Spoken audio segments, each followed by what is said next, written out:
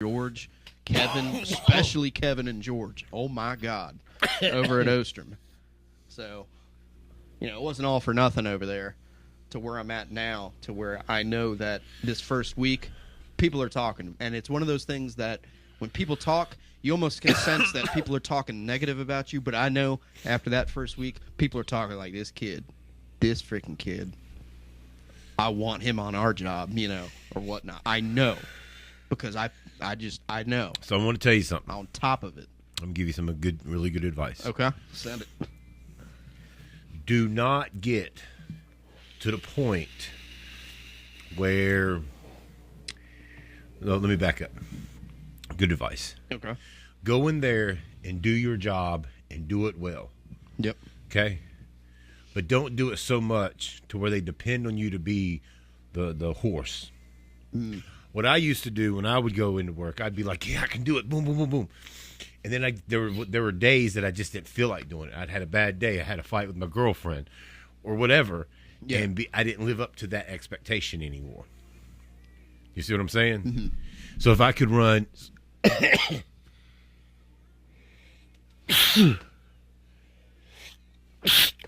So if I could run 70 foot of pipe in an hour, just efficiency, I would only run 30 for them. Because then when they needed me, I could speed up, and then I was more valuable. Interesting. That's so weird. Well, it's a different dynamic because it's always like, do your best, go. And do your best. I tell people, do your best, but don't go so far to like they have an expectation that you're going to run 100 foot of pipe every hour. Scale it back a little bit.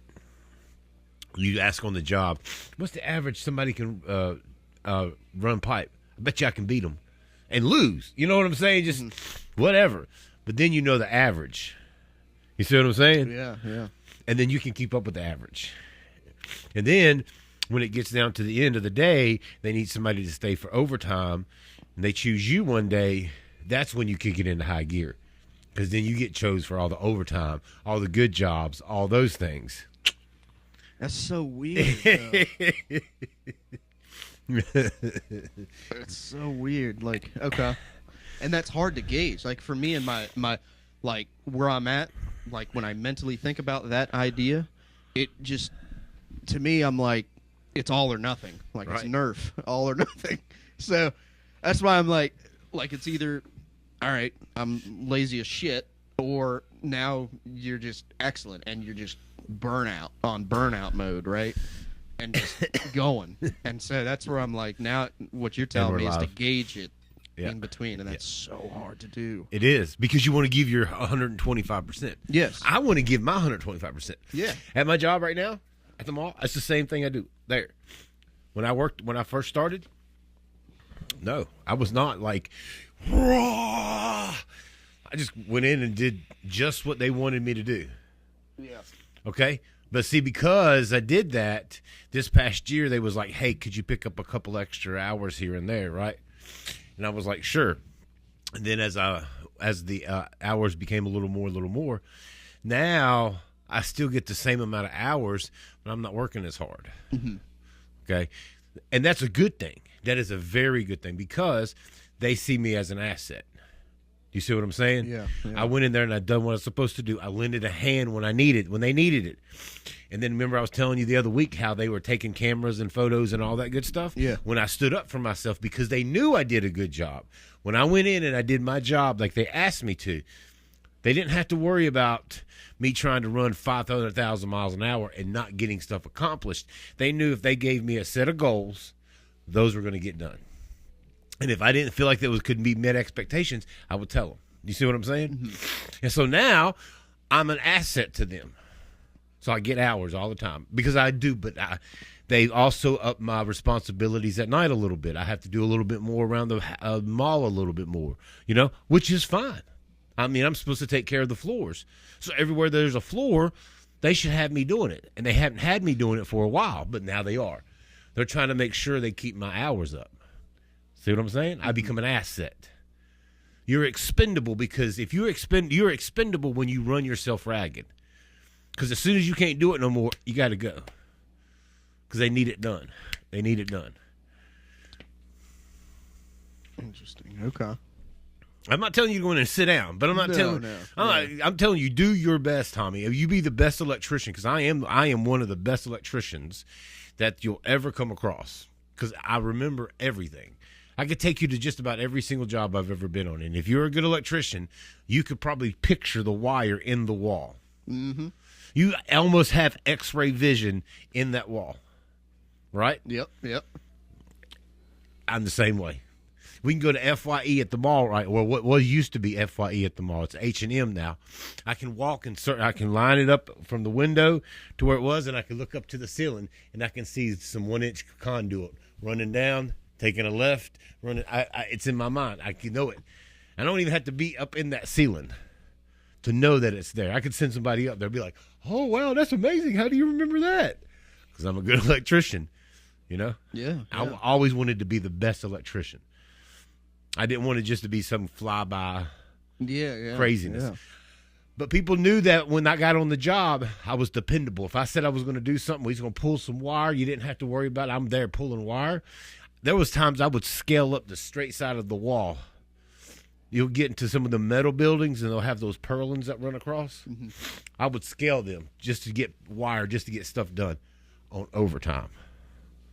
Wow. Overtime. They knew, They knew if they called me into overtime, I'm getting it. Boy, I'm going to get it. I'm going to show off. That's when my show off time. How is that? So how does that translate for you? As far as is it to the mental mindset? Because like you're saying, I feel like some people can start out with that, and that's where I'm like strengthened enough mentally to think this isn't going to happen, and I will just continue on the pace that I'm at with how quality and just.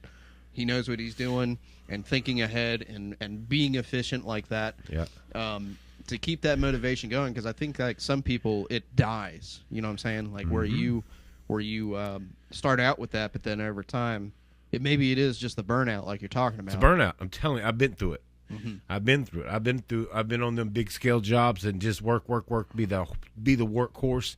They used to call me Gorilla Biscuit because I'd run up and down steps all the time. I mean, I was doing a lot of cocaine back then, but anyways, that's besides. Yeah. I'd hit a bump and be like, woo! Then hit another bump. Woo! You know, I was just all over the place, boy. What did you say? Gorilla Biscuit? Yeah, they used to call me the Gorilla Biscuits. They said that I packed so much of a punch that I reminded them of the Quaaludes back in the 70s, that they were the big, huge Quaaludes that would just knock you out. But when Gorilla Biscuit got on the job, it was getting done. They would see, that's the other thing. It wasn't just about the job that I was on. It was about the other jobs that I could go to on the weekends. Mm-hmm. And overtime on commercials, that's what you want because it's easier. I'm just saying it's easier. It's a lot. When I say easier, it's a lot more laid back. Yeah. You know what I'm saying? It's just chill. Chilled, yeah. You just chill. You're trying to get it done. You're there. You probably don't have other trades there, right? In the damn way. All the time. I wanted to be there, so I made sure that after a certain amount of time, after I get done with my apprenticeship, probably 2 years after I get done with somewhere around in there, I realized that. That's when I realized it. Mm-hmm. Yeah. That's when I realized that I needed to scale back and started to think about how to do that. But I had done it for 5 or 6 years. So running pipe, I already knew how much, a person should averagely run it's about 100 foot an hour. You should be able to run 100 foot of pipe in an hour. That's with a connector, a box, and your couplings in between. It's only 10 couplings. Yeah. And you can pre-pop the one side. Yeah. And if you got a strap every 10 foot, but 12 inches coming out of the box. Mm-hmm. Yeah. And so zippets. I mean, you just or whatever. Yeah, you just 100 foot of pipe every hour. That's what Now, if you had some 90s offsets, rolling offsets, stuff like that, you could probably do about 50 foot an hour. And so that's something you want to learn. Learn how to bend pipe, Tommy. Well, that's what they're having me do. Yeah. If I could probably get pipe looking just as good as you could do some Romex cable. Oh yeah. I know I can without a shadow of a doubt. I still remember how to bend it. Yep. Well, that's the thing. That's what I told him in the interview, that if you sent me to do that, I'm not going to know how. So someone's going to have the patience to teach me. and then go from there and just go and to where I get that.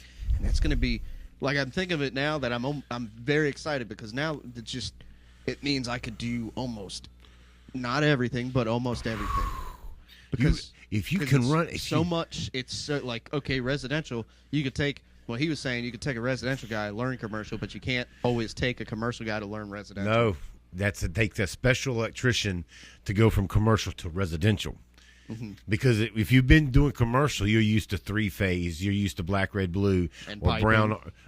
brown, orange, yellow. You're used to that. So when you scale down to residential, it's only a black and a red and a neutral, or a black, red, neutral, and a ground. It depends on where you're at in the residential. Yeah. But the grounding doesn't make sense to a commercial electrician on a house. Yeah. Do you understand what I'm saying? When you come out of the commercial side and you go to a house, it's the grounding and the neutrals that screw every commercial electrician up. I experienced that. Remember? I told you. I experienced that. I burned up all those devices. Yeah.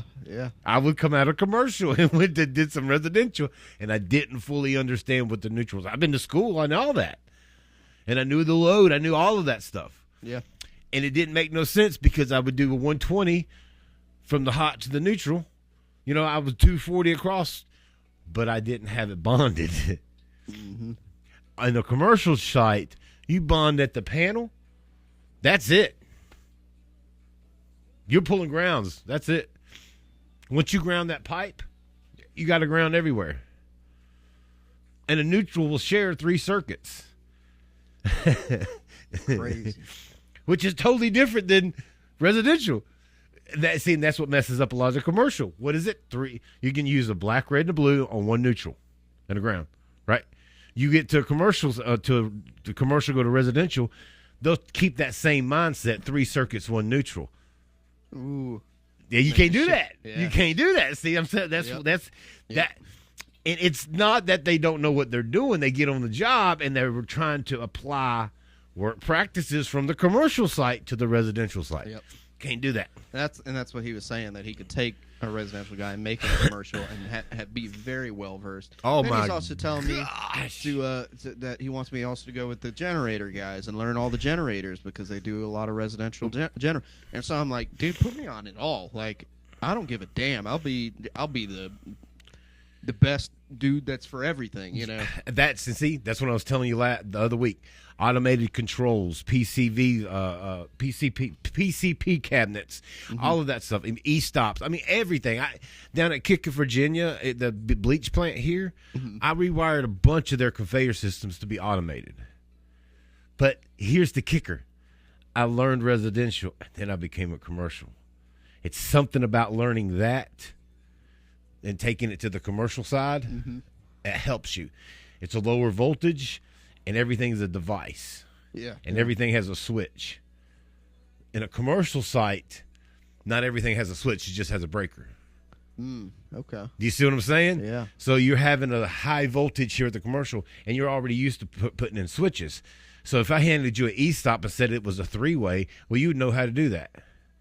It wouldn't matter what this e-stop was, because the points are the same, right? Yeah. And you know how to do that. Why? Because of a 3-way. You could do a 4-way. How many 4-ways can you put in between 2 3-ways? as many as you need. As many as you need. So guess what a 4-way is? An e-stop. You see what I'm saying? Yeah. Crazy. It's good that you went to the residential, and then because your mind and residential service at that too. Gosh. Like that, I don't know if Kyle would have known how to fish that into the box like we did. I just grabbed a piece of wire and get it in there. I don't know what he would have, if he would been like, shoot, we got a problem now, or I don't know what he would have ran into. But and what another beautiful thing with MC, I'll tell you, was when you're trying to fish Romex in that same fashion, you can't always get a damn connector in there. But with MC, that thing's strapped to it, so when you're pulling it in, and it's right there, and you lock nut, that's it, done. That's it. Beautiful. Yep. Absolutely. And I'm like, great. So you don't have to worry about, oh no, we don't have a connector in here. Nope. It's illegal. Like, it's already in there, and you just put it in, and you're good to go. I mean, it's beautiful. Absolutely. It's totally different experience. Yeah. It's totally different experience. Yeah. And I'm telling you, if you can keep that mindset, if somebody said to you, "Hey Tommy, I need you to wear our e-stop." All right, the only thing you really care about then is what gauge, what colors, and what goes to where, because you already done it with the 4-way. Mm-hmm. Yep. And with the you'll have what are they called? No, they're not e-stops, but they're the what are they called? It's going to bother me, but it's the 3-way.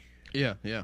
It's the on off, because you have an on at the beginning of the conveyor and an off at the beginning of the conveyor. The e-stops is just to stop the conveyor from anywhere, but you have your power at one end or the other.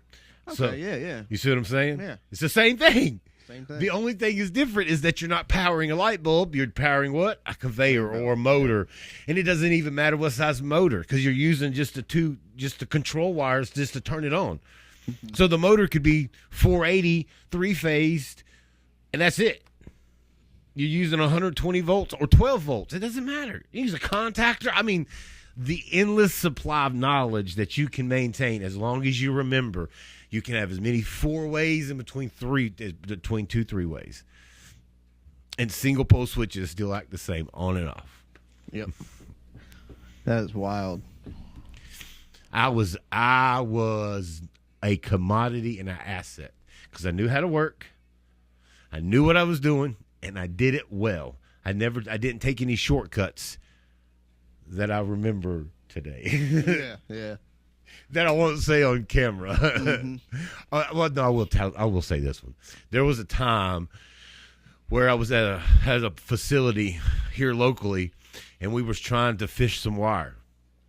Well, they couldn't do it because the way the wall was made, you just couldn't do it. You couldn't set a box. There was nothing to put the box to or anything.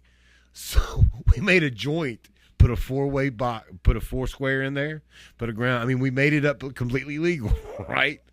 Put some 2-sided tape and some glue and stuck it on the back of the back inside the wall where the sheetrock was. Oh, no. Yeah, so here's the sheetrock. Here's the sheetrock, right? And here's the box. We just kind of stuck it. I mean, you couldn't see it because, the outside here. Yeah. But it was still, we just kind of stuck it on the back, the end of it. Which is fine, because the chances are if it ever happened, it was just one wire. So it wasn't like a whole bunch of circuits or anything. Yeah. That's what I'm saying. In some places, you're going to get to a point where it's like, all I need is I've done run 250 foot of MC cable. All I need is 3 foot. And that was a problem. It couldn't come all the way down, but the way the wall was, we needed more MC to go up and over and down. Well, that meant to get a whole new roll of wire and pull all that out that we just pulled through the ceiling. No. So get a 4-square, ground screw, all of it. It's just a black, white, and a green, Put the cover on it. It's still there today. I know exactly where it's at. I'm not going to say that or disclose that on the radio station today. That's crazy. Yeah. But that's some of the things that I say in those commercial areas and stuff like that. You're going to have situations like that. You're going to be on overtime. Inspector's not coming. Okay? This is overtime work, so it's time and material. So it doesn't get checked. So sometimes I'm not saying that you should. You should not. By the way, this is the Watchmen Experience. Oh, yeah. Welcome. I'm glad that you're here. We haven't even told everybody what. We just all live in the conversation. Yeah. But if you can, that's why he told you come from residential and go over. That's why he's like generators, boom, boom, boom, boom. Because if you can get it, you got it. I'll be a very valuable asset. Yes. Yeah. I was on top of a cooler. I'll never forget it. T-Gun, I'll never, ever forget it. I was on top of a cooler running some 1/2 inch, and I only had, this was the top of the cooler right here, and I could just barely, at 21 years old, I was, still about the same size. I could just barely kind of roll around just to pull the wire, and then you had to kind of strip the wire. It was just very, very, very difficult. Yeah. I got frustrated, and I set my tools down, and I laid there for just a few minutes, and I was thinking about what we were doing, and it hit me. I understand electricity now. Bam. It was in that moment I understood what I was doing. I was controlling electricity. You know what I'm saying? I was controlling it. I was running some 4-ways on top of a cooler, but I understood it. Mm-hmm. It was just that moment in time. It's like, I got it. I've never forgot it since then. Yeah. All we're doing with electricity was that is after control. the inauguration of Lincoln, or was that before the shot? It was right before. It was right before. It was right before the Gettysburg Address. That's what I figured. Yeah, we was actually on that train as he was writing it. Yeah. It was right before the Gettysburg Address. He wanted a cold one, and I couldn't get it to him fast enough. And that's the problem. So did you have to write him again with feather and ink back to him? Yep. That's what we do here. That's the old Abe. Oh, dude, that was I got it worse though, because when I was meeting the guys and talking to them or riding one-on-one, there had been 3 people that thought that I was 32 or 34. I'm not kidding you. It's good. I'm not. Don't ever tell them any different. I mean, unless they come out and ask you. Yeah. But don't ever tell them no different. Just let them think whatever they want to. They were like, it's the gray hair. Mm-hmm. So. Yeah. So when I'm your age, they would have thought I come from Moses or something. Yeah. It's going to happen. Yeah. Maybe. As we talk about this and with learning experiences and how we teach people stuff, I went to, I needed to just go and be with some like-minded people today. And so my uncle, he goes to a Valley Word. And so I went out there today to just break away, And so while I was out there, Tommy, these people be copying the crap out of us. They have their own app. Really? Yeah. And let me tell you how I know, because the people that go to Valley Word are my uncle. There's some people that used to come here. Really? Yeah. And I would almost bet you that the pastor watches us sometimes because he was using some of the words that we use, like stoked. How many people you know that use stoke? Me. I'm all stoked up. Let's get stoked about it. Anyways, we make an influence. There are people watching us, man. And it's like when you're doing your electrical work, there are going to be people watching you. You'll never know they're watching you, dude, because you'll be up in a lift and they'll just be standing down there watching. You know how many guys I've watched just standing there? So I'll be smoking a cigarette, just watching them. A lot. Yeah, I was going to say a lot. A lot. What would you be looking for? Just how much time they were screwing off. That's all I'd be looking for. I mean, of course, they're 30 foot in the air. I can only very, very, very productively look at just if the pipe's straight or not. Yeah.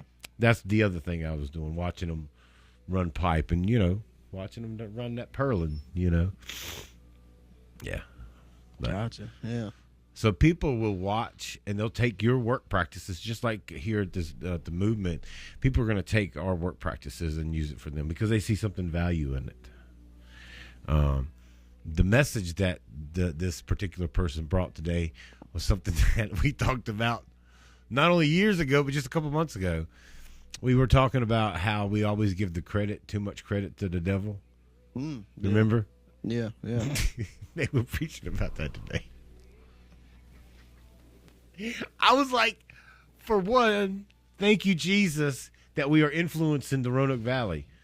They may never give us any credit like we give Joe Rogan credit because, we the Watchmen Experience, and we did get that from you, Joe. Mad props. We love you.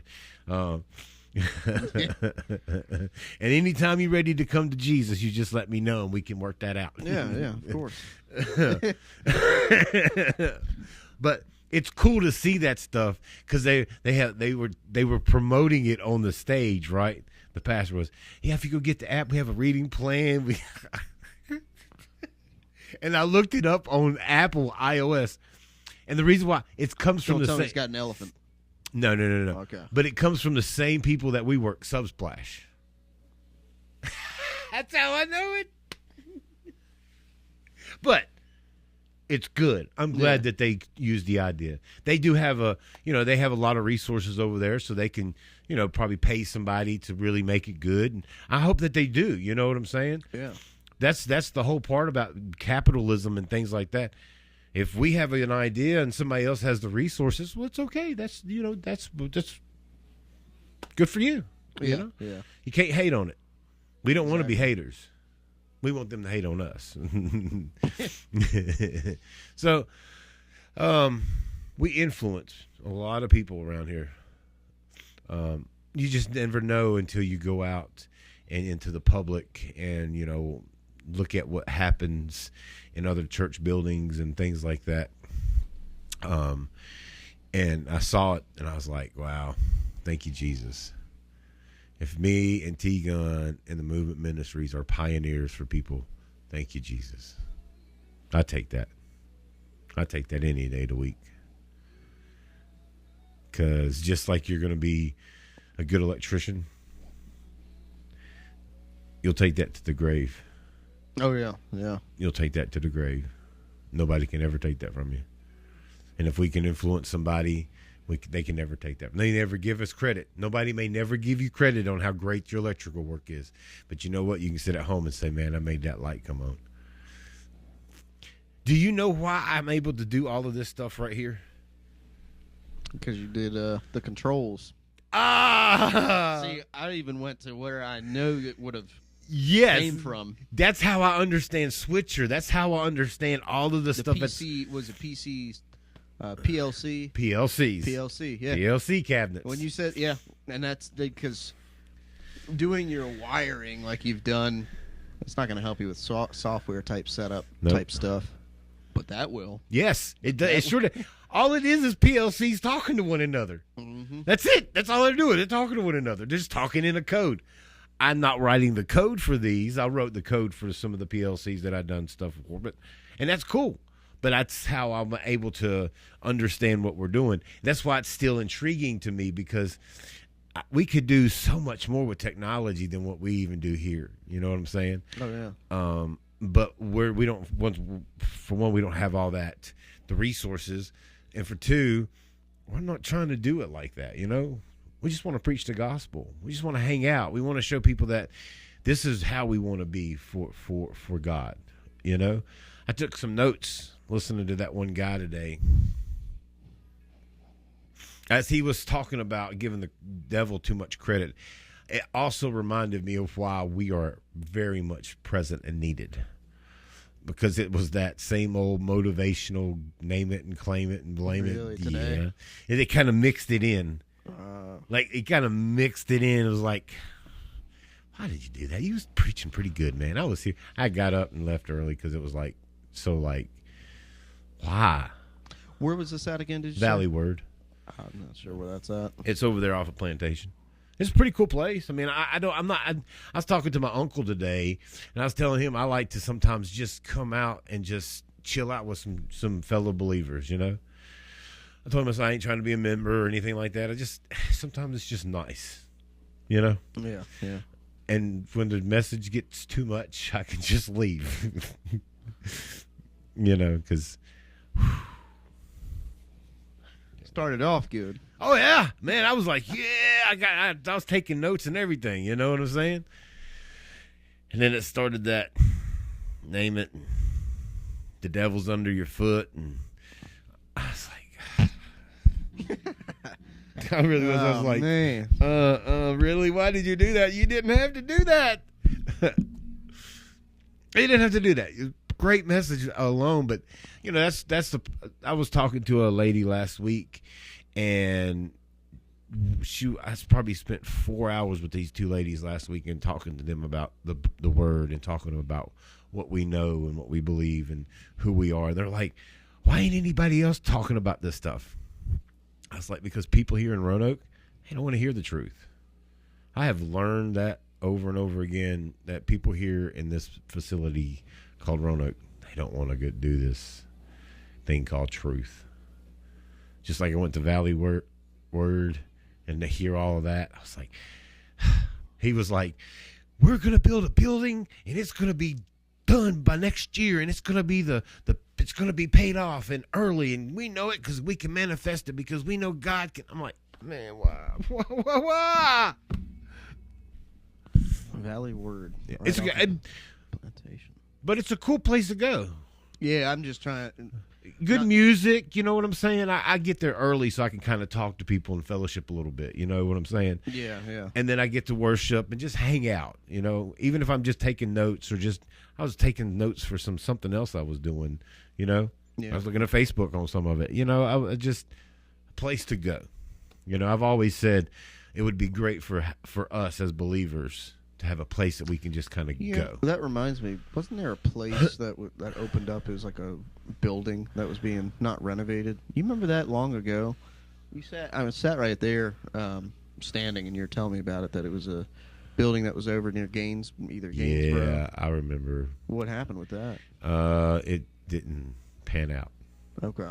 Just didn't pan out. Because I know you were like, man. I would love that. Would have been great. A great place for us to be. Did it get like sold or change of plans or what? No, it's just change of plans. Okay. Let's just leave it at that. But you know, that's the thing. Also, like I often think about talking to the mall and see if we can't rent out a spot at the mall, just to have a place to come hang out.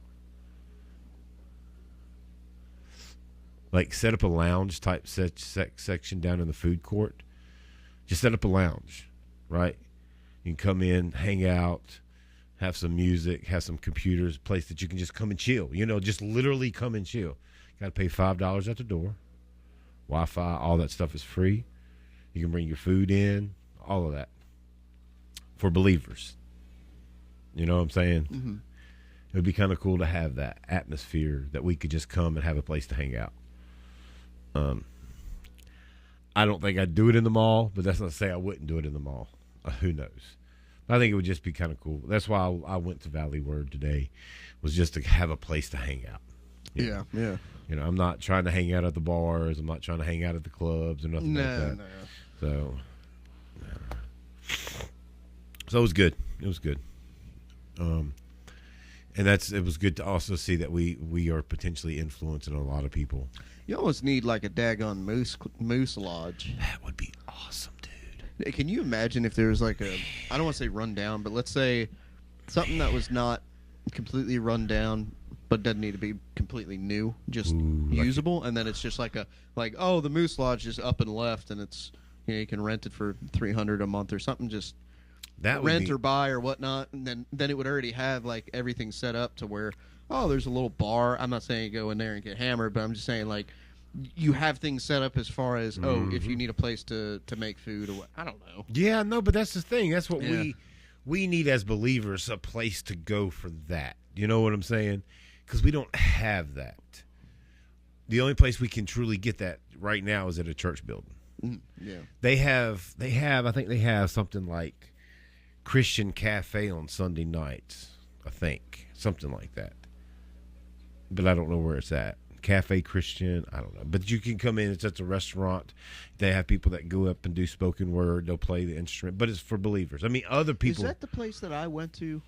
No, before no. The big building. You remember the big? I mean, it was like right when I came back, and they had like what used to be a restaurant downstairs. Yeah, that was it. But not that particular place. But yeah. I wonder what. Yeah, there's a lot of history. I get fascinated with the history of like the buildings and stuff. So like, that restaurant back in the day or whatnot. Like, I think that's fascinating. Just the more that you do electrical work, the more that you'll have appreciation for buildings. Yeah, it'll just fascinate you, because it fascinates me still to this day. For some places that built some places even here in Roanoke, I saw when I was doing a lead abatement job, there was true 2x4s caught on fire, and because they were true 2x4s, they still let pass code. Isn't that crazy? The char on the wood wasn't deep enough, because now a regulation 2x4 is what? 1 3/4. Oh. To where, it's not an actual like 2x4. It's just what everyone calls it. Yes, but these had actually 2x4s in it, so Just like I was telling you about drilling a hole, you could eliminate some of that and it still be passable. It's crazy, but that's just some of the structures that people built back in the day. That was hardwood, good wood that you could build and it would last. Yeah. Now, today, no. It'd blow over. But I do like the history fact of a lot of stuff. That does as a driving point. Yeah, especially like some of those big churches and downtown buildings. Like I don't like on YouTube they have some videos of like, oh, this is Roanoke in the 1950s, 60s, 70s or whatnot, probably more or less where they were filming it, probably 60s and 70s. Yep. Where they have Valley View getting built and like the overhead footage of that whole area where it's a perfect circle. Yeah, it's just, to me, that's cool. And some of the streets, like, oh, this is 9th Street or whatever. This is Shenandoah Avenue. But you would never know it from the film because of how much it's aged and things have been built and torn down. Like, it's cool. Yeah, and that's the thing about it too, is that if you go back and you appreciate the buildings, you can learn about a history. Yeah, and it's pretty cool to learn about history. That's one of the things I loved about New Orleans, because it was nothing but filled with history. Oh yeah, dude. Some of the architecture is just so beautiful to see it still.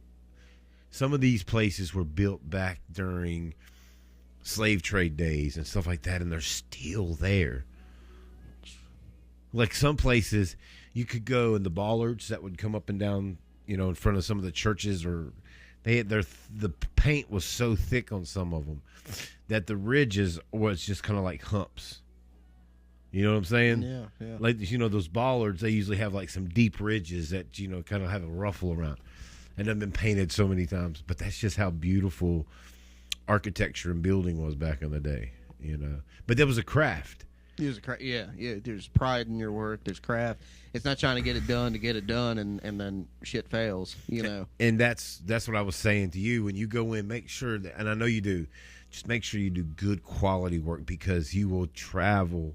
You will have experiences, Tommy, you'll never, ever have if you just stay with wanting to be here. I encourage you to be the best electrician, and they'll call you on. I mean, even if it's just to do a job in Bristol, Tennessee. When was the last time you've been to Bristol, Tennessee? Not for a while. You know what I'm saying? You just go and get away from everybody and go enjoy Bristol, Tennessee while you're working. And see that architecture. Probably be on a college, I would say, but you have endless amounts of opportunity. One of the reasons why I got into doing electrical work is because somebody somewhere needs a light bulb changed. Oh, yeah. Somebody somewhere. I don't care. Put me in Italy. It's 50 hertz, and the only thing that's really different is how they plug it in. It's not 60 hertz. It's 50 hertz. Oh. It does make a big difference. And they use 208. They don't use no 120. They used to, which is good. That's efficiency. Yeah. That's truly efficiency. Like, actually, 120 is the most horrible electricity we could ever have, because it draws so much power. Like, there's so many people that still go, what was it, 110? Yeah. Like, I'm like, nah, that was long ago, buddy. Long ago. A long time ago. That was a long time. Now it's, well, they say 120, but it not like it matters. It hovers around 125. Yeah. Some places 130, depending on the phase. But that's such a dirty electricity. It just is. It's not efficient. That'd be interesting to me, even when you say that. I believe you, but I also I'm like, what is making it so horrible? Is it just the step down transformers? You just saw that light come on and off. off. It's been doing that all day. That's because something come on, because something drew. That's why it's dirty. Oh, so it's not because you have pretty much a not amp draws, but a like surging almost kind of going on. Because this will come on, and it's not that a house was badly wired or anything. It's just that 120 volts is not the best of efficiencies. Yeah. Do 208 or 220 or something like that, way better. But you have to drop it down to 50 hertz. You got to have a different plug. Everything's different, Interesting. Yeah. But you can travel. If you can understand some of that stuff, you got an Uglies book? I do. Get you an Uglies book. Get you an Uglies book. Yeah, I got one. Yep. It'll show you everything you need to know on the job. Your box feel, your pipe feel, all of that. Show you how to bend. You probably done went through it. You know. You know. Well, I've briefly glanced through it, but I got it along with the 2020 code book. Did you? Yeah. That way I would have both, because I know that they're very useful. So. Yes. Which I think they even have them in stores near the Klein section. They do. So. Lowe's has them too. Oh. Yeah, That's Lowe's. where I got that freaking hunk of junk of reamer. Dude, when that bar come out of there, the actual reaming portion of that tool, I go in and I'm about to ream a half inch and it goes, I'm like, oh, I was hot. I was pissed. I'm like, this is why I just stick with Klein's.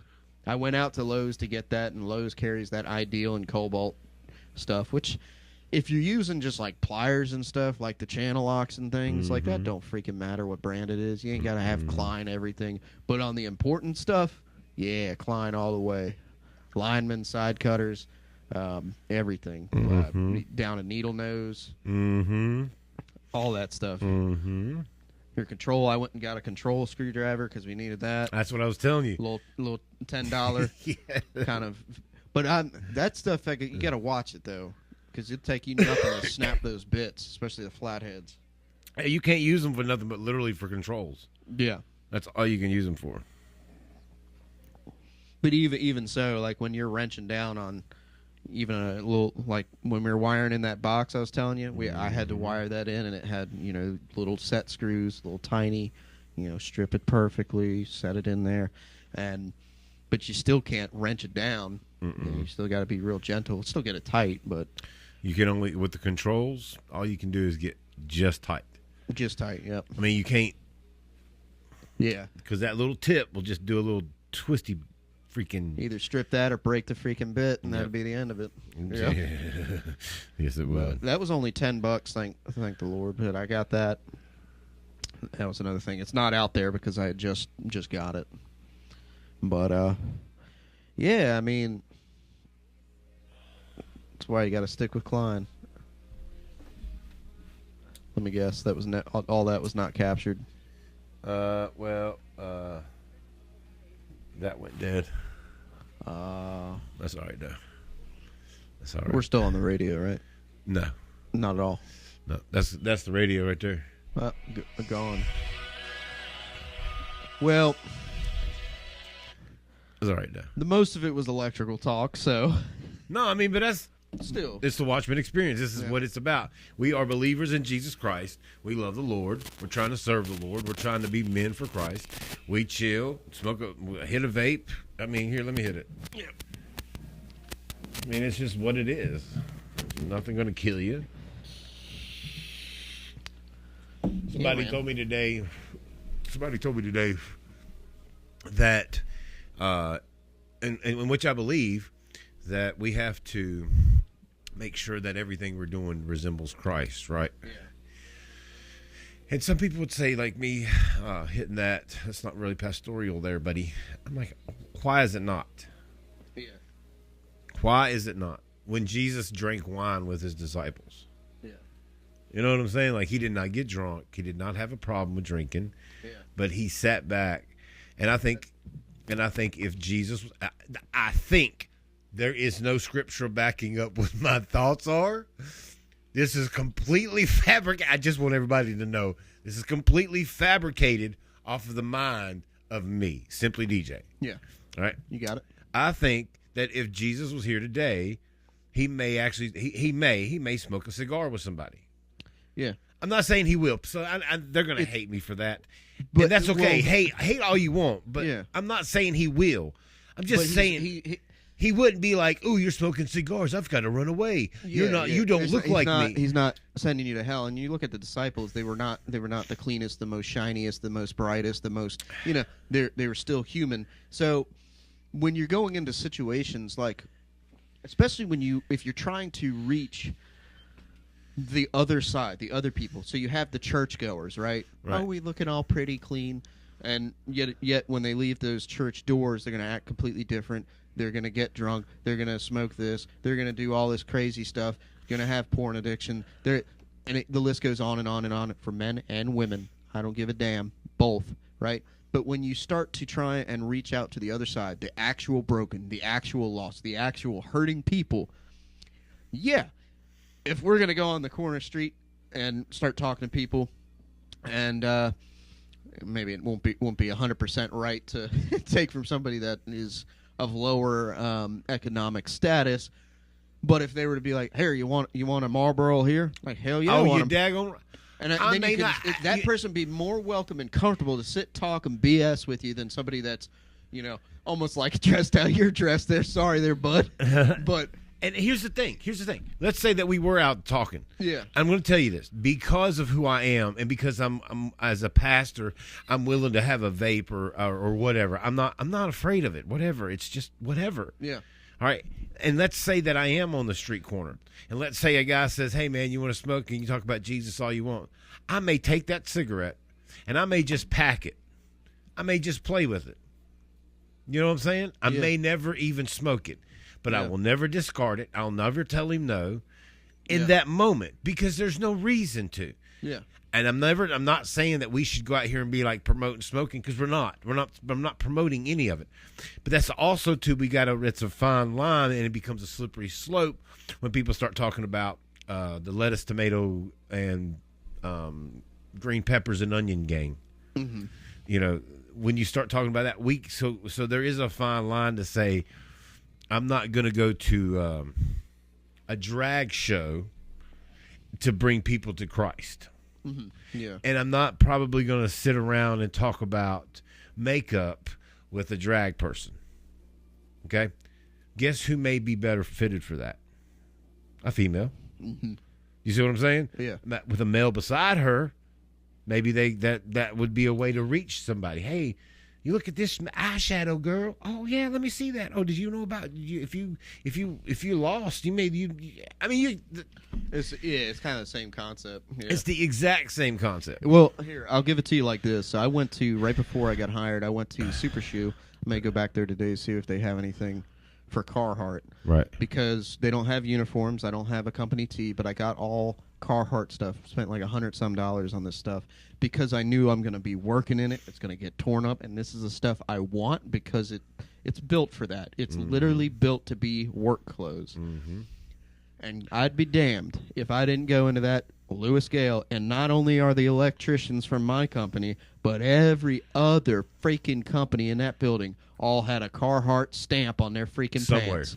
Somewhere, whether it was a sweatshirt. Hell, one of the guys had the same sweatshirt I had. Was all Carhartt. So did I seem out of place? No, I blended right in and could talk along with anybody. Didn't show up looking like an idiot. Like you see what I'm saying? So no. Like blend in. We want to stand out, but we don't want to go so far as to acceptance. Yeah. I didn't I didn't show up in like all pink. Right. All red or something crazy. Right. And be like, who's this freak? Right. And so like I was going to say I was talking to these ladies last week. We spent about 4 hours. And they were talking to me about, they asked me all kinds of questions about divorce and about marriage. I mean, they just kept asking questions. They asked about the book of Enoch and, all these other things. But but I was relatable to them.